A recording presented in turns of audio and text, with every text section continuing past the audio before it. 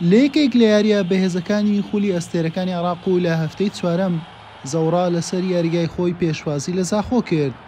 لە سەرەتای یاریەکەوە هەردوو تیپ ئاڵ و گۆڵی هێرشەکانیان دەکرد بە ئامانجی تۆمارکردنی گۆڵێکی خێرا. لە خولەکی 12 ئەمجەد عەتوان بە شێوازێکی نایب گۆڵێکی بۆ زاخۆ تۆمار کرد و تیپەکەی لە یاریەکە پێشخست.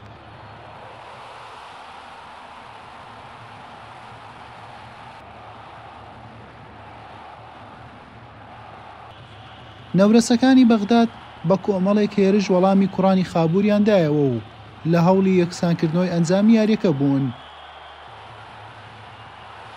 لە خولەکی 37 ئەم حاڵەتە لە نێو هێڵی سزای زاخۆ دروست بوو.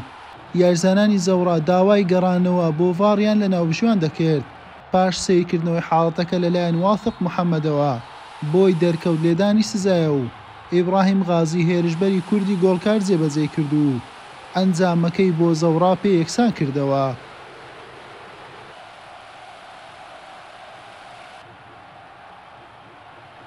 نیوە یەکەمیش بەم یەکسانیە کۆتایی هات. نیوەی دووەم دەستی پێکردەوە بە فشارێکی توندی نەورەسەکانی بەغداد هەڕەشەی جددی گۆڵ تۆمارکردنیان دەکرد.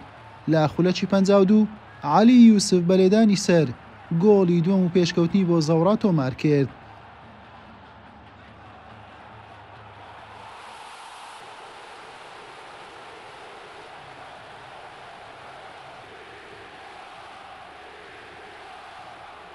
وەڵامی زاخۆیەکان زۆر خێرا بوو.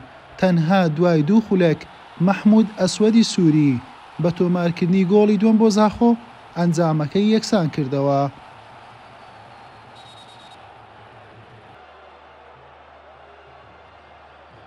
چوار خولەک دواتریش گۆستافۆ هینریکوی بەرازیلی گۆڵی سێم و پێشکەوتنیشی بۆ کوڕانی خابوور تۆمار کرد و گڕی لە یاریەکە بەردا. ناسر محەممەدۆ یەمەنی دوو دەرفەتی ئاسانی لە پێش بوو ئەنجامەکە بۆ زاخۆ گەورەتر بکات لە دەستیدان.